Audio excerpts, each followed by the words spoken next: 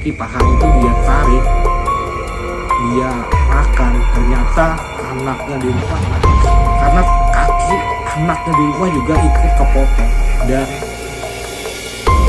dagingnya pun hilang karena Allah, karena di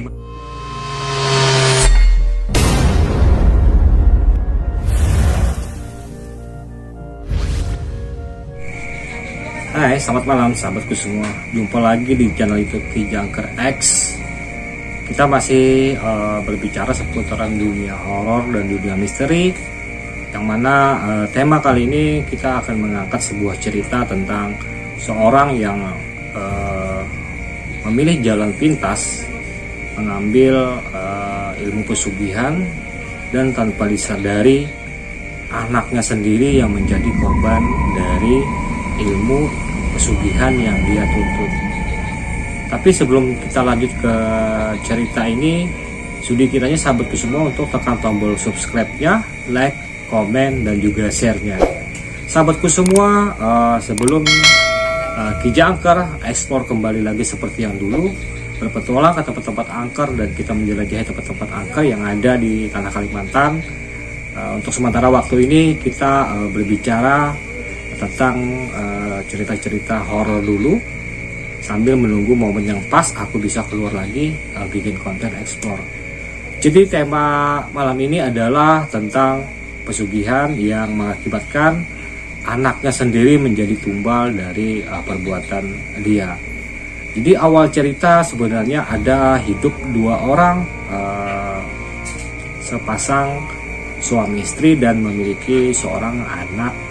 Anaknya itu baru berumur sekitar, kalau nggak salah itu kisaran umurnya baru 8 atau 6 bulan sahabatku semua. Masih kecil banget, anaknya itu masih kecil banget. Kisaran umur 8 atau 6 bulan, masih balita banget.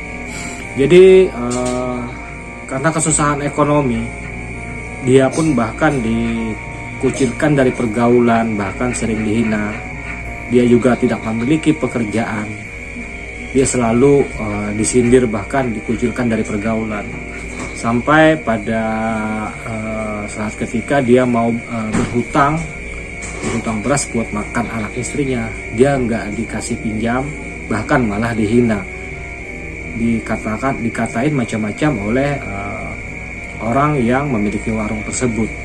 Kamu katanya pengangguran, tidak akan bisa bayar utang kamu udah numpuk di warung ini, kamu mau bayar pakai apa? Dia dimarahin, diomelin di tengah orang banyak, dia malu. Sampai dia pun menangis melihat anak istrinya sedang dilanda kelaparan. Dia juga mau minjam sana sini, juga nggak ada yang kasih pinjam. Sampai penderitaan itu membuahkan keputusasaan kepada dia. Sebut saja namanya Imran. Jadi sang Imran itu merasa kecewa dan merasa Tuhan itu tidak adil, sehingga dia mengalami kesulitan ekonomi, bahkan sampai terlilit hutang. Yang menagih pun banyak, sementara dia nggak punya pekerjaan. Jadi sampai dia suatu malam itu berpikir yang sudah di luar nalar, di luar kesadaran, dia berlepas dari rahmat Allah yang Maha Kuasa. Dia bertekad untuk mencari pengajian ilmu pesugihan. Sampailah dia ke suatu dukun, dan dukun itu menyarankan dia untuk datang ke sebuah lokasi, yang mana lokasi itu memang sebenarnya untuk akses jalur orang-orang mencari pesugihan. Sesampainya sahabatku semua di tempat pesugihan tersebut, dia melakukan ritual, berbagai macam ritual, sampai pada akhirnya sosok jin yang menyerupai wanita cantik itu hadir dan menemui dia yang sedang tengah bersemedi dan memberikan sebongkah nampan yang ada berbagai macam makanan di dalamnya. Sang wanita gaib itu bertanya kepada sang Imran, atau Imran yang dia tadi mau mengaji ilmu pesugihan.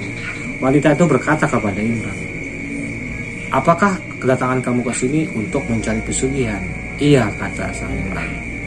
Dia sudah yakin dengan tekadnya bahwa dia ingin lepas dari kemiskinan.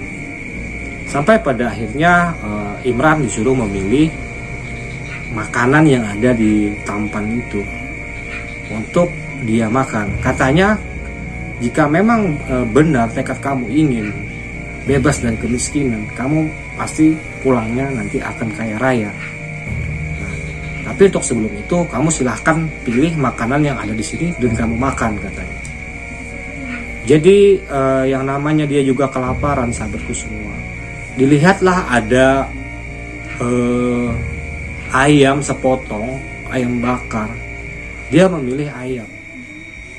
Dan yang paling mengejutkan, ternyata sebenarnya ayam yang dia pilih itu adalah anak yang masih balita di rumahnya sendiri. Jadi sang istri pun di rumah kebingungan menanyakan kemana suamiku ini nggak pulang, udah larut malam. Aku ceritainnya aja nih hampir nggak tega. Ketika sang Imran itu mematah atau merobek-robek bagian daging ayam itu, terutama bagian kaki pahanya itu dia tarik, dia makan. Ternyata anaknya di rumah nangisnya bukan main, karena kaki anaknya di rumah juga ikut kepotong dan dagingnya pun hilang karena Allahu Akbar, karena dimakan oleh Imran tadi, ayahnya sendiri, di tempat pesugihan. Tapi sebelum dia habis memakan, dia tiba-tiba sepotong keingatan anaknya di rumah dan istrinya. Dia langsung buang itu makanan, tapi udah sampai di teguknya. Karena setelah dia buang itu, dia ngelihat bahwa yang dibuang itu adalah anaknya di depan matanya. Sang putri yang menemui dia tadi tersenyum dan tertawa. Kamu pulangnya akan kaya raya, katanya. Nanti akan ada datang berbagai macam sumber-sumber uang yang datang ke kamu. Dia pun merasa gugup, si Imran pun merasa gugup. Dia bergegas pulang ke rumah. Dan benar dengan feelingnya tadi, ternyata anaknya di rumah udah mati dan istrinya juga menangis sejadi-jadinya. Karena istrinya melihat kaki anaknya yang masih balita itu tiba-tiba copot dan dagingnya seonggok hilang. Bukan main penyesalannya sang ayah itu. Cuman sang ayah itu berdiam. Imran berdiam.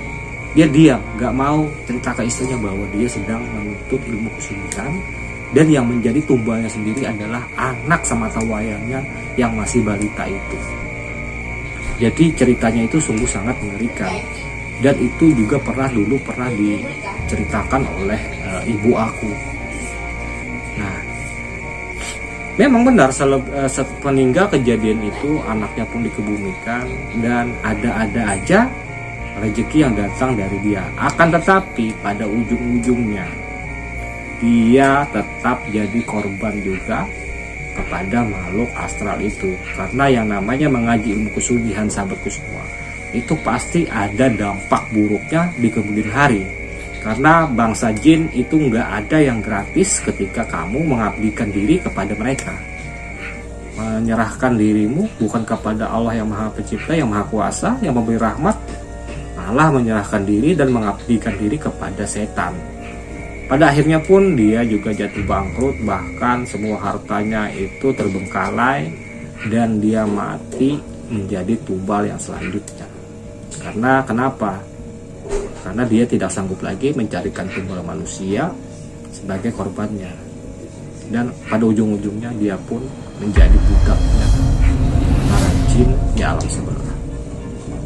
Demikian dulu cerita singkat tentang ini. Semoga sahabatku semua bisa mengambil hikmah dan nilai-nilai positif dari cerita ini. Assalamualaikum warahmatullahi wabarakatuh.